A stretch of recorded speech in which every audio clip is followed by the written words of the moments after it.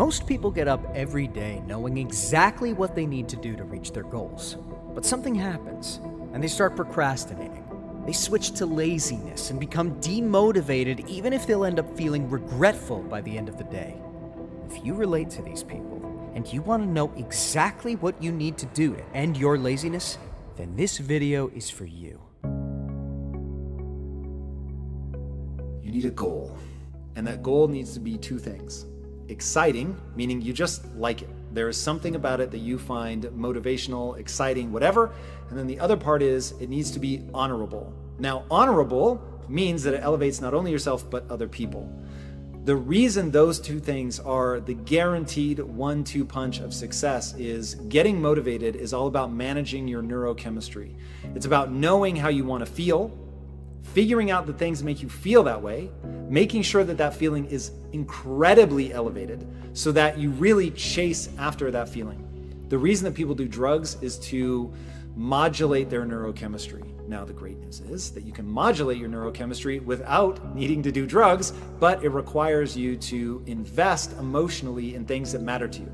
Now, the number one problem I see when people are procrastinating is they are not very excited by their goal.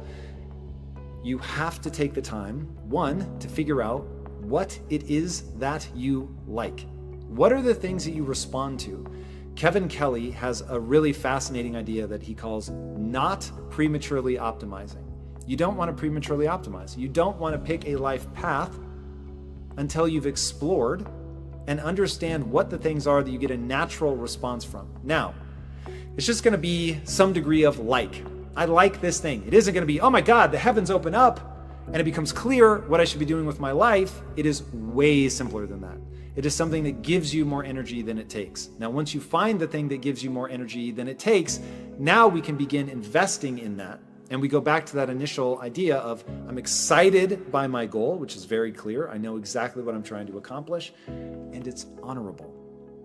Now, when you're doing something that elevates other people, you get in a positive feedback loop, because what happens is you work hard to gain a set of skills that allow you to move towards this goal that's exciting and honorable. And then you start getting feedback from people because achieving your goal, even pursuing your goal, is helping other people.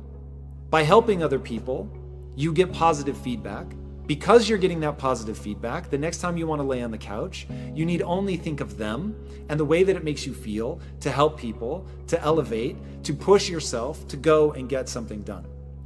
All right, that's the high level thing. Then you want to put rules into your life so that you don't end up wasting time, so that you catch yourself. So for instance, the reason that I don't ever find myself just laying around is because I have a rule. Monday through Friday, if I'm awake, I'm either working or working out. Now, I've been very careful to make sure that the things that I'm working on are moving me towards that goal that's incredibly exciting and honorable. So I'm getting all the feedback from people by getting good at this thing and adding value to their lives.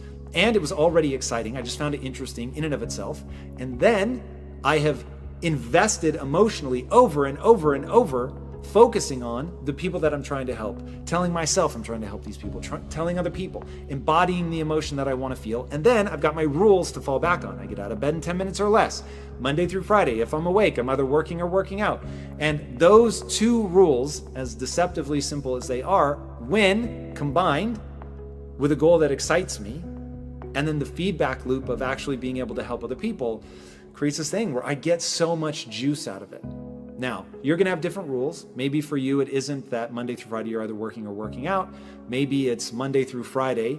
If you're awake, you're either spending time with your family or you're working or working out, whatever. Like, you're going to make different allowances for the things that matter in your life. But as long as you're doing those things in their order of how you value them in your life, like you might say, Monday through Friday, if it's between the hours of 8 a.m. and 5 p.m., I'm working. If it's between the hours of 5:01 and my bedtime, I'm spending it with family. Rad. Now you've optimized your life for the things that matter to you. You don't need to try to match my rules. You just need to know your value system and put it in order, build rules that allow you to actually accomplish that. And then hold yourself accountable. And if you're still not doing it, at some point we have to own that you just don't want it badly enough. And then we have to refocus on desire. Is there something that interests you enough that you can work that loop of creating that emotional connection in your life. And then that's where to start.